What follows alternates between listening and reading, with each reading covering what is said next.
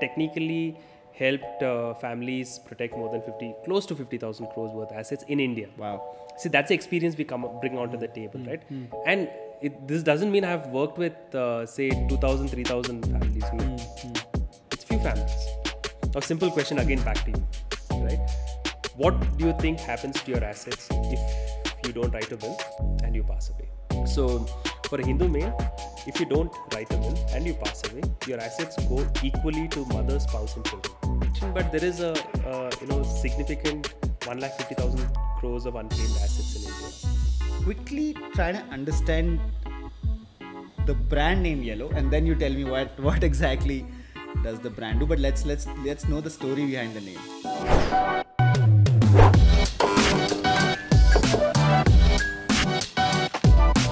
Welcome to another episode of Driving a Startup. Today we have Nikhil from Yellow.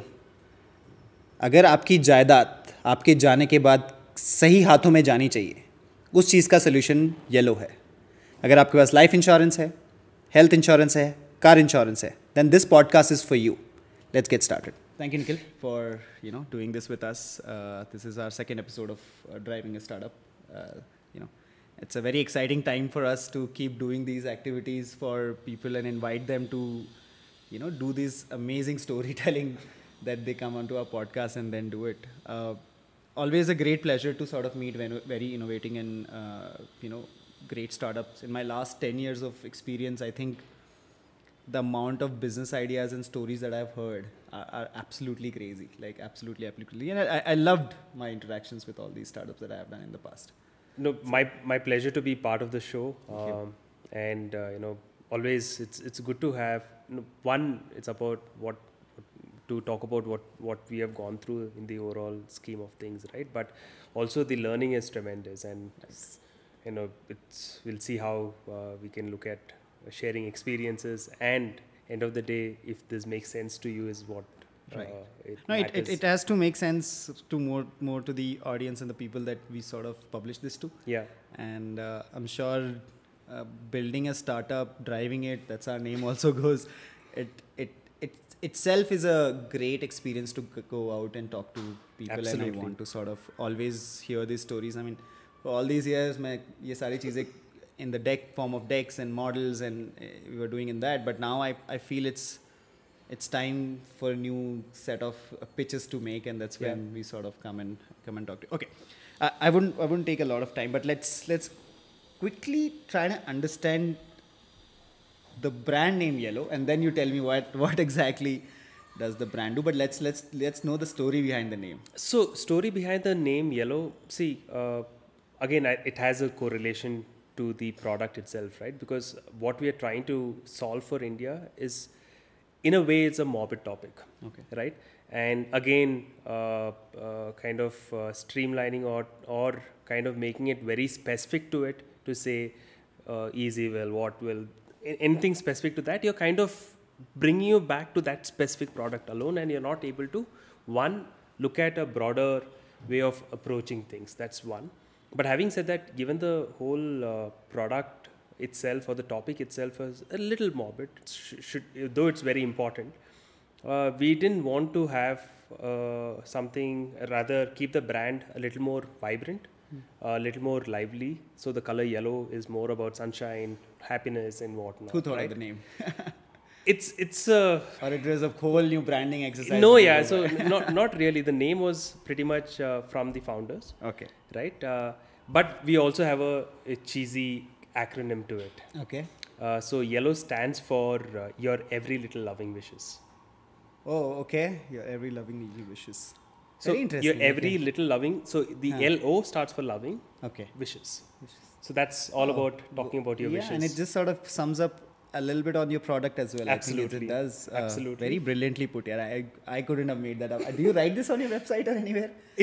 I don't know. Actually, it is there. Yeah, it is there in our website. Okay. I didn't. So while see, this acronym is a hit or miss, right? Yes. So not everybody will like it. Yes. But off late, my conversations pretty much on, it's more than 50% liking it. So maybe I should make it mainstream now. If I tell you the story behind how we did SlydS as a name, it's bizarre because No, it's not bizarre. I think It's on the face of it. I think I can take a simple guess that you're creating slides for. I mean, yes, we want. There was somewhere कि यार आपका काम आपके नाम से झलकना चाहिए. That notion was always there for me in the business, and we went through a couple of names, to be very honest. And SlydS was initially a project which initiated in college, right? So whatever fascinations we had at that point of time, and we're trying to name it. I would not go back to what we used to be called. We have a great brand value right now, but one of these afternoons. And we were really busting our heads on कि यार नाम क्या रखना है, and after like few jot down ideas, we couldn't really come up with anything. किसी का domain नहीं मिल रहा था या कुछ ऐसे नहीं हो रहा था. My founder was headband was saying that कि यार .com के अलावा मैं लूँगा ही नहीं कुछ. .co.in, .net वगैरह, और उस time पे extensions were not as creative as they are today, honestly, 2010-12. And I came from Big Rock. Like my background was, I was working with Media.net, Big Rock in DirectEye in Mumbai. So मैंने देखा कि यार अच्छे extensions है, but नहीं, .com ही चाहिए. I'm like, ठीक है. And he slept through the afternoon, and he dreamt the name SlydS. Wow. And I also was sleeping in the other end, and he was on the sofa, and he was just, he slept. He literally slept. I could see him snoring. And then he wakes up and he's like, we're gonna call it SlydS. How did you like? ठीक है, SlydS तो ठीक है, but SLIDES तो मिलने वाले. We'll do it SLYDS. And we found it. Yeah. It was, and yes, I think it just resonated. We do start to get some mispronunciation on the name at the very beginning, but it was fine after a point of time, and everybody started calling go by it. Let's try to get into the business itself, right? You keep mentioning in our previous conversations also that the will as a word. I'll just focus on that, right? Maybe in the little older generation, it was a thing. Maybe it is today as well. I might not be very smart at that, but how do you perceive this space or this particular topic in today's sort of generation, and how is it really important to sort of do that? Okay. So what we did is, before we even got on to the whole build out, right? Because again, that goes back to my background also, that I was doing this for HNIs, Ultra HNIs in my previous avatar. Yeah, right? We'll talk about those as well. Yeah. But having said that space is something which I know very well. But now taking it down to the retail segment, is it the same? My intuition says it's the same, but we didn't want to go by intuitions. Okay. So we did conduct a survey. Okay. To kind of demystify what is the public generally thinking about this as a topic. Okay. And we had our own notions as well, right? Sure, saying maybe it's a taboo topic. Right. Do the public really think about it? Right. But surprisingly, the results came back saying that it's not something that they think as a taboo topic. In individual sense, they do want to think about it. It's just that the friction which is pulling them back. Paint me a picture of a general audience in your survey who came out to be people who think about it and people who maybe don't care. Maybe. See, it's relatively same across. If I take the wealth filter away, because you don't need a wealth filter. Yeah. Very honestly, you don't, because there's something which is relevant for everyone. Okay.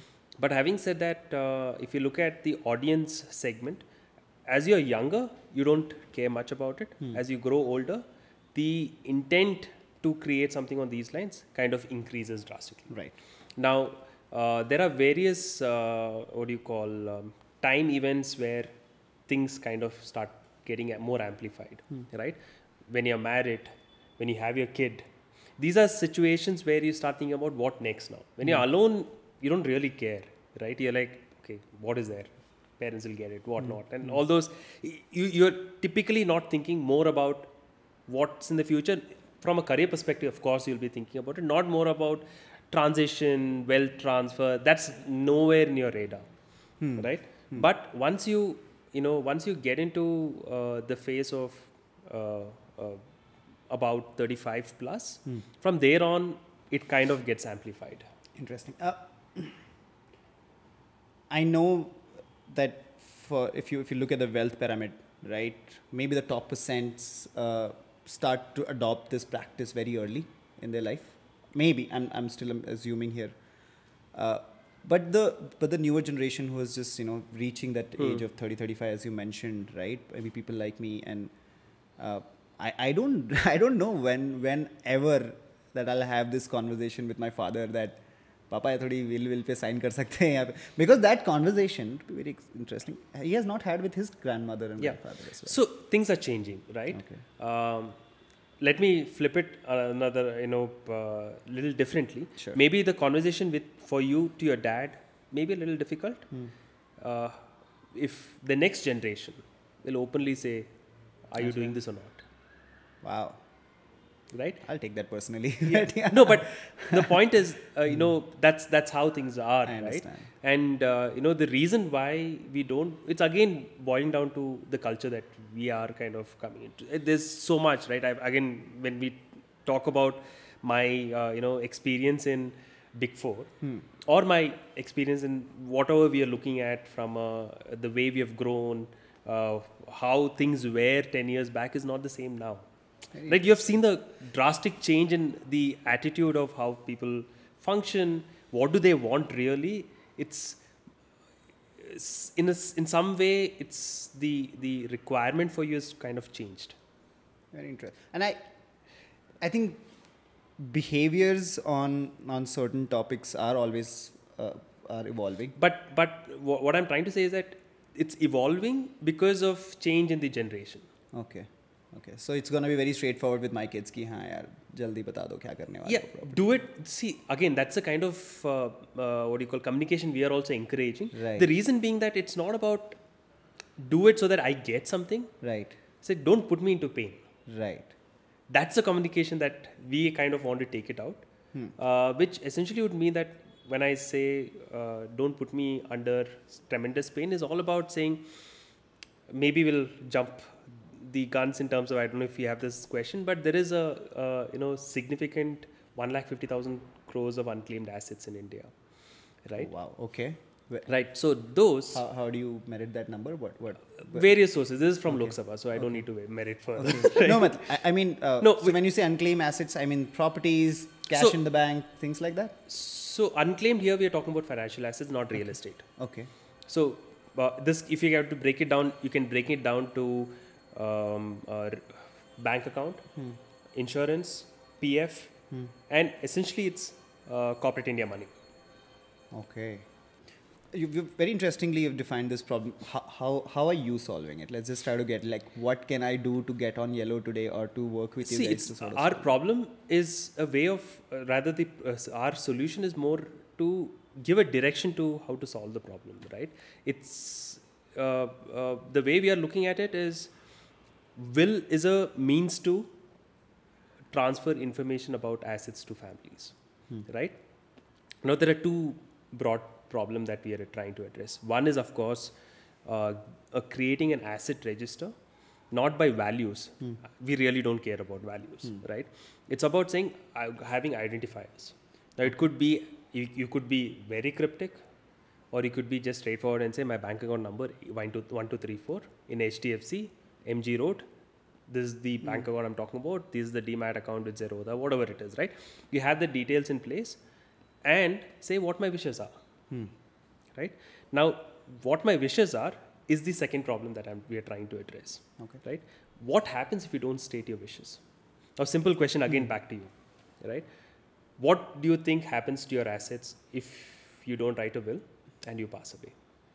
My simple guess would be that they look at the most immediate family member and pass it on to them.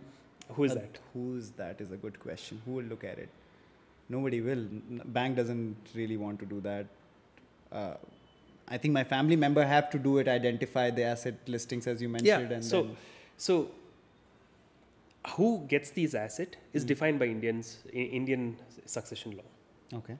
So there is Indian succession law which is dated 1925, and there's a Hindu succession law which is dated 1956. Okay. Right, which defines how your assets gets transmitted to your family members should you not write a will. So in India you can die only two ways. You die with a will or without a will. Without a will. Get it. There's no other way you can die. Right? If you die with a will, your wishes are clear. You've stated saying these are my assets, this is how it needs to be distributed. Very clear. Very interesting. If you don't, the law says this is how it needs to be distributed. Now, the issue is not about the law says this is how it needs to be distributed. I'll give you an instance of that, right? For a Hindu male, again, the law is religion specific. For each religion, the distribution parameters are defined. Changes, okay. So, for a Hindu male, if you don't write a will and you pass away, your assets go equally to mother, spouse, and children. Okay. Equally. Equally. Right? Number of family members, immediate family members, and they divide it. Mother, spouse, and children. Oh, okay. Nobody else. No father, no brother, no sister. If these three categories of relatives are not around, then father comes into the picture as class 2 heir. Oh, wow. Okay. Then the next in line, then siblings, and the chain is defined. Okay. Right? For a Hindu female, it goes to spouse and children equally. And if it is spouses, if Hindu females self-acquired property, it goes to in-laws before it goes to your own parents. Oh, wow. That's interesting. Right? That's very interesting. Now, for Christian, it is 1/3, 2/3. 1/3 to spouse, 2/3 to children. Okay. For Muslims, it's again different. Give me a user journey here. How exactly a person... I'm convinced, yeah, I have to come on to Yellow and just at least get it right now. Like I've just put myself declared there and sort of... But how does the user journey... What happens once I say talk to you or get on the platform? What happens? So, the platform is designed in such a fashion that you don't need anyone to create your will. Okay. Right? Before I get there, right, one of the... Now you're convinced, right? Let's get from there. Before I start my user journey from Yellow, let's think about how will you go about. Right. Now forget you don't know Nikhil, right? Somebody has convinced you saying that you need to get your will done. What do you think is your general practice of getting your will done? I'm going to again guess, and I'm going to say I would go to my family lawyer or anybody who is expert in will making to sort of... get it done. Write me a will, yeah, I guess. And he would ask me some questions. All those questions, give documents, and then finally you'll get something drafted. Probably. See, 2-3 things that I want to highlight in the statement that you made, right? Okay. One, you said I need to go to a family lawyer. Right. How many in India does have a family lawyer? I can't even guess that. Yeah. Number. So lawyers are. Maybe I'll get a hatred after hearing to this podcast that lawyers are intimidating. They are intimidating. They are. You're right. They are very much. And usually, from a family consultant perspective, you have a family doctor, but usually you don't have a family lawyer. Yeah. Right? You know someone that you may know, and usually, I've seen situations where it's really badly drafted because you end up getting drafts which are, because I'm a generalist, I'll say, okay, I'll get it done. What is there, right? But you don't, unless you have seen situations where practically things go bad, you really don't know what you're writing behind it, right? So this is what I've done as bread and butter for me in my career, right? Yeah. And that's what we have translated in the overall user journey for Yellow. Wow. Now, in Yellow's journey, we don't talk about legalese. Again, broad statement again. You don't need a lawyer to write your will. Really? The Indian law doesn't prescribe a format for a will. There is no set format. There is no set format for a will. All that you need is that your wishes need to be captured and it needs to be signed by 2 witnesses. So I can just bullet point things? Yeah. And there's absolutely no format needed. Now you could write 1-pager to say all my assets goes to my spouse. I have 2 witnesses, signed, done, dusted. That's a valid will. Basic pen and paper? Yeah. That's a valid will. Now, is it a good will? The answer is no. Okay. The reason why I'm saying it's not a good will, you're back to the same situation, right? Great, I have a will now to say all my assets. What are my assets? Yes. You're back to square one to say what are my assets. You still need to figure out. And it doesn't add up to the process. Yeah. It may have just indicated your intentions. It may have indicated about your intentions, absolutely there, but you're still into the whole process of asset transmission. That's why I said the way in which we're approaching to create a will is a means to an end to solve the loss of asset in transmission is what we are trying to solve as a problem. Right? Which kind of, now if I were to look at it from a journey from a Yellow perspective, is that we take the entire legal aspects of things aside. We try and make the whole journey about talking about yourself. Okay. who are you, who are your beneficiaries, or who are your family members, or who are your closed ones, what are the assets that you own, what's your wishes around it, who should be your executor, if you have minor kids, who should be the guardian. All this is the questions that get asked. You capture these information, click a button, generate will, your will is generated, all legalist is taken care of. That's the whole journey if I were to simplify it. Wow. Yes, agreed. Chalo, you've figured out a way to sort of keep it all in one place. My wishes, my assets, all are in one place. Post, it's literally it is in the motion, and we have to get it started with some form. And I certain to come to a time where it has to go to somebody. How does Yellow intervene there, and what does Yellow do there? Great question, right? Now, we could have stopped there because that's the easiest way of addressing things for us. Because zero human intervention, there's a platform, create your will, the document comes to your emails, print it, sign it, and you're good. We could have stopped there. But that's again solving one set of problem, right? We didn't want to stop there. We want to go the 360 degree on the overall asset transfer or estate planning perspective. We want to help them. And that's where we also have a one-stop solution. Okay. A one-stop solution for transfer of assets post-demise. Okay. Which would mean that today, if I were to put it in simple layman terms, you're getting your food ordered home, right? You don't need to cook it. If you ask me to, probably not me, I may know how to cook butter chicken, but I'm just generalizing and I'll say, you don't know how to cook butter chicken. You do want butter chicken, you can go to the restaurant and get it. You don't want to put that effort, you can even deliver it home, right? Tech and platforms are there helping you. We'll do the same stuff for you, but help you with the overall asset transfer. You have to transfer bank account. You don't step out of the house. My agents will go get the entire thing done. Your documents are something, the claim forms, etc. We take it at your doorstep. Get your signatures because you don't have to physically be present. So, give me an indication on the pricing. I'm guessing that it's not supposed to be super expensive, or it could be super expensive for people who are the right kind of age that you are targeting. But give me an indication what it goes like. So the way we price it is we kind of we have modeled it more on mortality. Okay. Right. The younger you pick up or lock in the subscription, the premium is lower, and like you rightly said, as the age increases, it increases, right?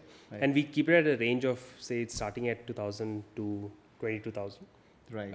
That's for a 21-year-old, going up to 65-year-old. Okay. So we stop at 65. We have taken a call to stop at 65. Why? Which why do it's just that, as in again after that the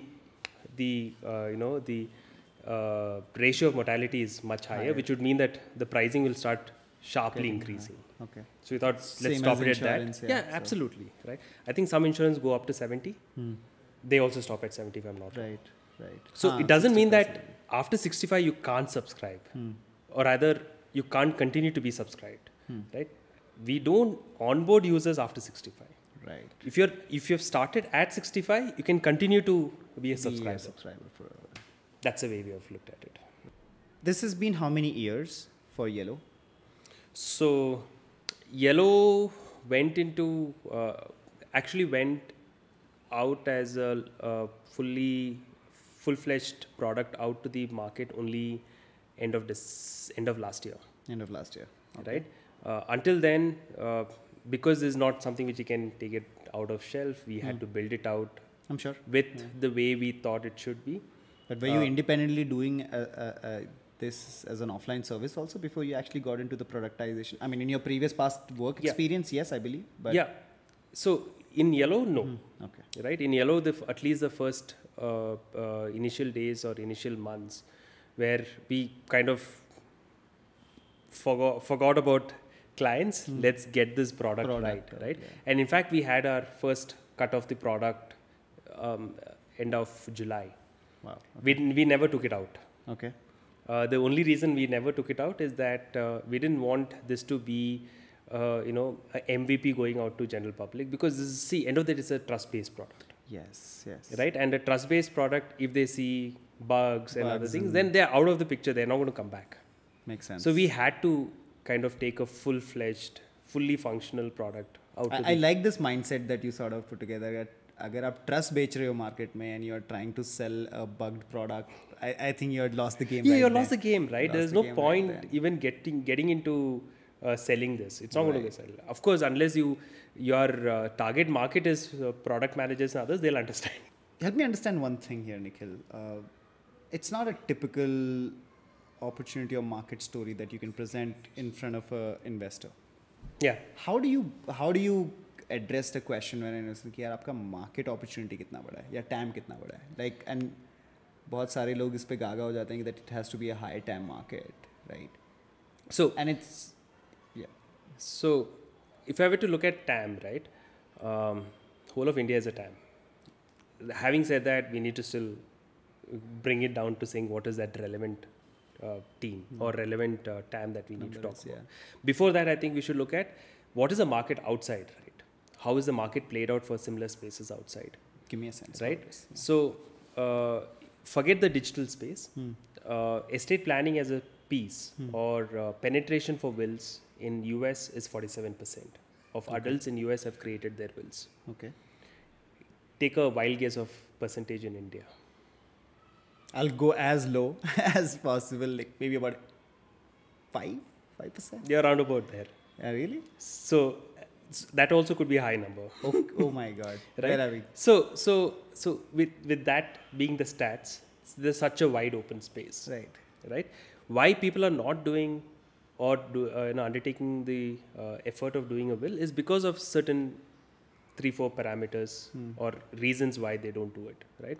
One, they feel it's not necessary, tedious process. All of these could be one of the main reasons. Absolutely, right? Yes. One, not necessary because they don't have the information about why it is. Why is it necessary? So awareness is one which is completely lacking. Second, even when they are aware, they don't know, or rather they think there's a lot of unknowns or it's a daunting process. Right. Which essentially the question that I asked you need to go to a lawyer, get things done, how difficult, and it can cost you a bomb, is the expectation, which is not the case. Okay. With us, it's not the case, yes, but, right? If you asking someone to draft it, they're going to charge you a price. But can it be done? It's not a format that is used for everybody. It is still customized. It is still customized for your own purpose. But since individuals or me as an individual is not writing this or drafting this document for you, it can be much cheaper, right? And the third is misconceptions. Okay. Misconceptions predominantly with the aspect of nomination. People believe that I have made a nomination and that is good. That is sacrosanct. My nominee will get the assets. Are they wrong in it? The answer is no. The nominee will get the asset. But does the nominee own the asset? The answer is no. That's a critical difference. Okay, wow. Nominee is just a trustee to the asset. And what kind of asset class? Any asset class, except for life insurance and PF and gratuity. Right. Every other asset class, nominee is just a trustee. Which would mean that in your bank account, if you have written someone as a nominee, the nominee can get the asset. But like I initially made the statement, in India you can die only 2 ways. With a will, without a will. If you've written a will, if the nominee is also the beneficiary, clean. If the nominee is not the beneficiary, the nominee is supposed to transfer the assets to the beneficiary. If you've not written the will, in your case, mother, spouse and children can get that asset. Nominee is just a custodian. Wow. This is something people don't know. It's not their fault.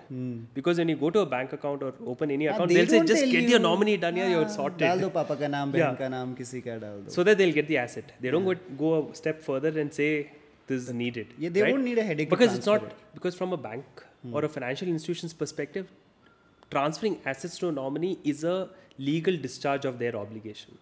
Right. But at the same time, you have people back in, say Rajasthan with good kotis and havelis and with great farmlands, with great asset class values there. And see, what we will have data is metadata. Okay. Right? Do we know what assets they own? The answer is no. Yeah, that would be a little questionable. कई चीजें अभी तक भी transfer नहीं भी होंगी कई they don't. Not more than that. At our end, we wouldn't know what kind of assets are in here because we don't read the data. Correct. Because like I said, our product is a trust-based product. And it's only declared that's when you sort of get to know, or no? Then also not. We get metadata. Okay. We get metadata of how many users. Like I said, I know there's a gentleman who's 93-year-old. Those data we'll have. Correct. But we won't have, one, we don't take values right now. And second is that what kind of data they're capturing in respect to their assets. I can perhaps tomorrow be able to say how many Bangalore-based assets are there, or how many, it at a large level I can talk about it, but I can't say, listen,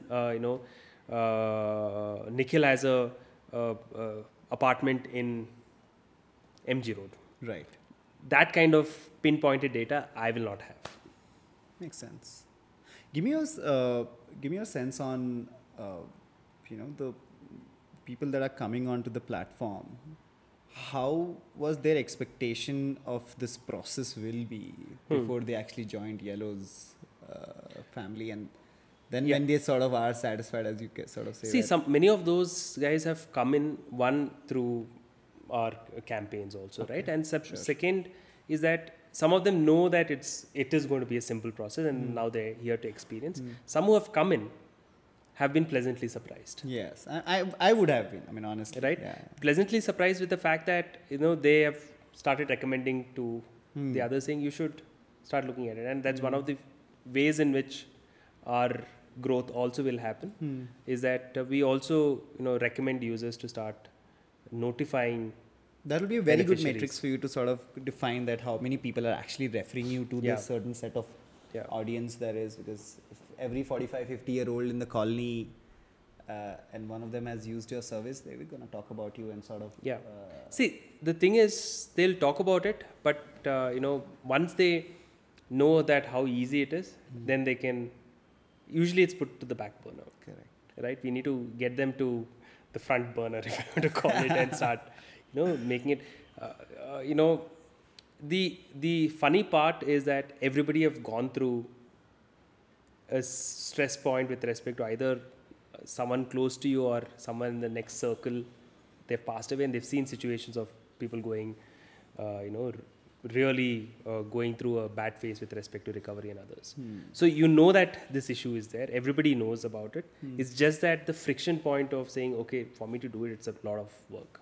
And that's the our effort is to kind of bring that friction to close to zero. So okay, the journey of Yellow, right? And you mentioned your past experience in this space has been tremendous with PwC and EY. What sort of one triggered you to sort of a very paying setup? And I'm sure consulting is always very rewarding. I keep saying that maybe you want to do it for the next 10-15 years and then just retire the hell out of it, but it's always been very rewarding, and I personally vouch that consulting is rewarding in a lot of sense. How was the first that happened when you first got introduced to this whole narrative of Will and what you've been doing there, and then also give me a sense of how the transition to the Yellow happened? See, it was actually it was not like a one day switched and started doing this, right? It actually happened very gradually. So I was part of the M&A tax practice in PwC and EY, right? Both places. Okay, yeah.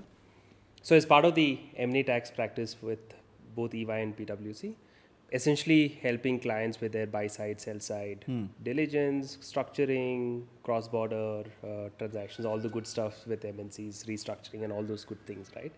Eventually, we started also helping family businesses and others with their, when you're talking about it, you also gradually you start talking about their succession needs.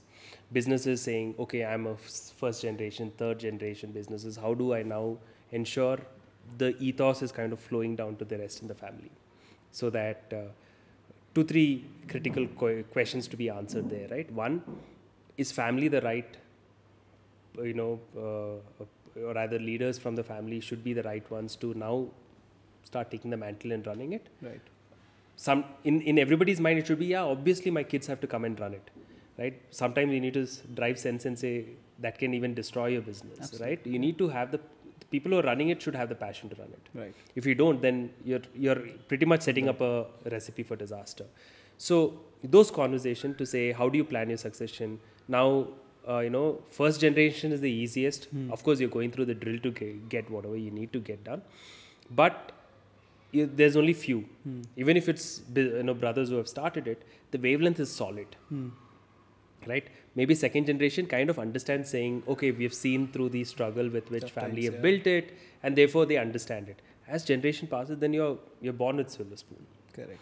You don't understand what it took to get here. Absolutely. Right? Absolutely. Which would mean that now, how do you, one is that's the critical question. The second is that there are many now.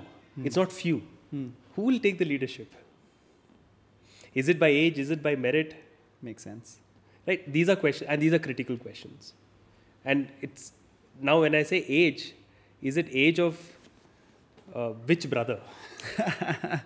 Yeah, I mean. Yeah, kids of which brother, right? Correct. Younger brother could have eldest son. Correct. Because there are daughters in the family. Correct. And we have seen situations, right? Few says daughters shouldn't be part of the business. So you have all those permutation combination.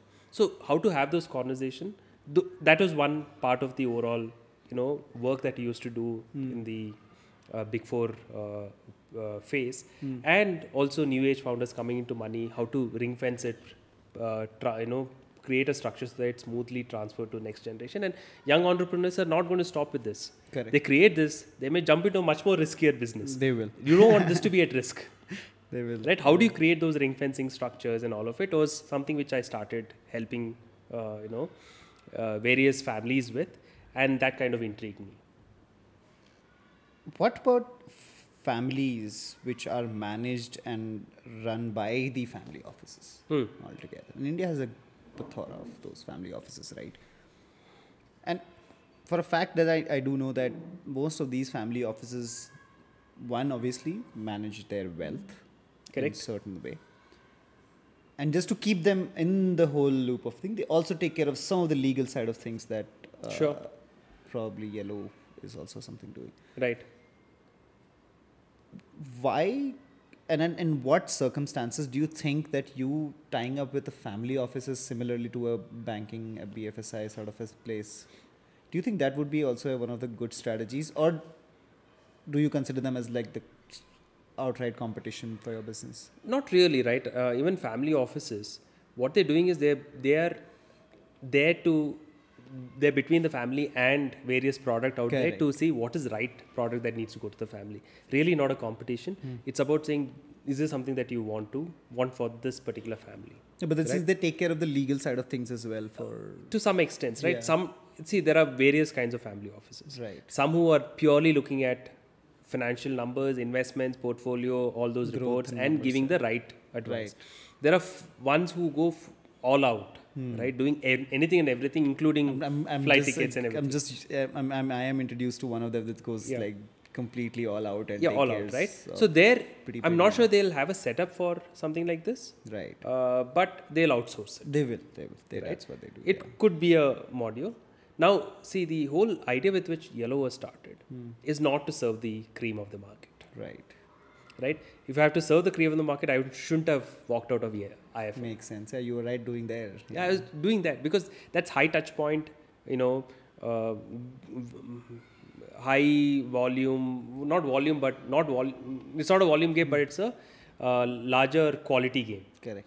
And in the sense, large AUMs, managing those. And if you look at the team's credit and me and my head of legal and few others put together, we have technically helped families protect more than close to 50,000 crores worth assets in India. Wow. See, that's the experience we bring onto the table, right? And this doesn't mean I've worked with, say, 2,000, 3,000 families. No. It's few families. Makes sense. Yeah, of course. Yeah, right? So the point, essentially what I'm trying to drive here is that for that space, there are enough and more players. In my previous avatar, I was there to help them. Yeah. What is lacking is that the others are fully left hanging. True. That's the space we want to tackle. True. Very, very interesting. I think soon the whole behavior change on this particular topic will change with way you narrate the story, and if it becomes a set standard practice with we need people to start talking about it. correct, Right? and especially at the level where you keep mentioning कि 30-35 के बाद में आप इसके बारे में बात करते रहो, and it's just something that should be an active conversation. Me and my father and my sister just recently got into this conversation. We had to get some property work done for our house, right? And I'm so unaware, so unaware that I till date did not know that the couple of acre of farmland that we have had, right, it was not legally binding to the property that we already live in. And there was some scrutiny, something was going on that one, and I was like, Dad, क्या है इतना simple है, paper दिखाओ government को. बोला paper तो नहीं है. मैं बोला what? I was like, what do you mean you don't have paper? Because it was allocated to us while my dad joined defense. He was a Navy guy, so services वगैरह को सरकार ने कुछ. I'll touch upon the defense segment separately. Right. So वो कुछ हुआ था उसमें, and then it did not.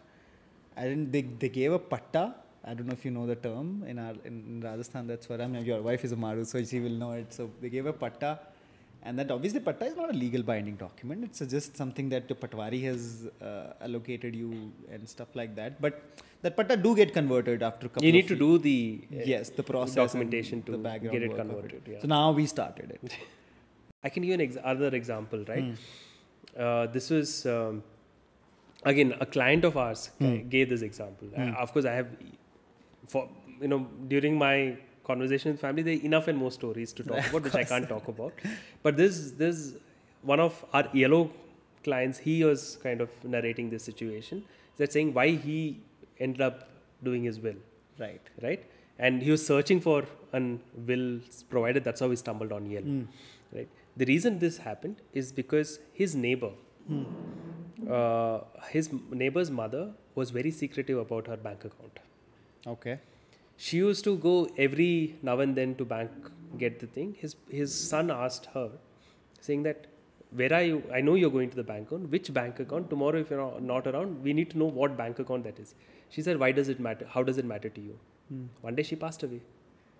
Family has no clue which bank account. Till today. And till today, and they have no clue which bank account, how much is the balance even there. And I think my narrative to the people that I talk, right, will be so positively impacting them and telling कि यार ये करना ही है. Absolutely. Like that is no second thought. Like if you have taken a medical insurance, if you have taken a insurance, life insurance, you have to take a will insurance with you. No, I don't know how to even not appreciate the thought, because what are you taking life insurance for? Understand. If something happens to you, your family is substituted with your income. Correct. Right? That's a corpus that is going on. Yes. What about the assets that you're creating during your life? Shouldn't that be passing on? They should be also be. I mean, it's so simple and right out there, and yet being missed by almost 99.9%.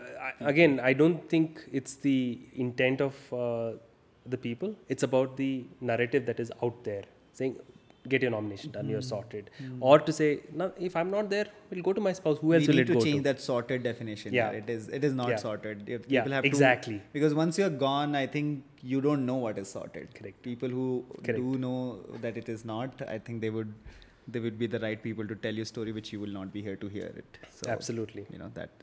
Okay. We will do a quick rapid fire round with you. And the intent is to talk as quickly about your business so that it reaches to the right set of people and to generate a great amount of interest from the community that I belong and where it sort of goes, right? So I'll quickly run down some 5-6 questions. It's going to be very simple. Why don't you give me your best answers on those and we'll see. Okay. Starting now. So tell me, what's the name of your business? Yellow. What does your business do in one sentence? It's a 360-degree, one of its kind digital succession solution, which enables families to not only create their will, but also help families with post-demise asset transfer service. What drove you to do this business, or what problem exactly are you solving here? 150,000 crores is a huge number, and that number is getting accumulated year on year. We need to curtail. Very interesting. How do you make money with this business? We don't give freemiums. You pay for every bill. Right. So a subscription model is something It's a combination of subscription or one time. Would you like to coin another term for a subscription plus insurance? I'm not the great person to think of terminologies off the bat. Right. What is your best oh yes moment? But we call it smart. We call it Yellow Smart. Yellow Smart. It's a smooth asset recovery and transfer. Okay. Nikhil, what's your best oh great moment you had in your business so far? There's not one, but essentially, two things if I were to hold on. The team, we have a fabulous team who have come on board and supporting us through the best and worst moments of Yellow's journey. Second is, of course, the customer base. Been extremely supportive, and they are clearly the champions who are spreading the word for us. Interesting. What's a worst oh damn moment that you've had so far in your business journey? Fundraise. Okay. Right? We have a great product out there, but convincing everyone to say that this is something which is a need of the hour and support for a cause has been a big pain that you. Yeah. Okay. What's the best advice that you would like to give it to an entrepreneur? Stick to your gut and be there. And even if it's if it's a long tail, if you're there, I think eventually you'll get out of it successful. Perfect. Let me know, guys, if this is something that you find interesting in, and would you be interested in talking to Nikhil about the investment opportunities on the same.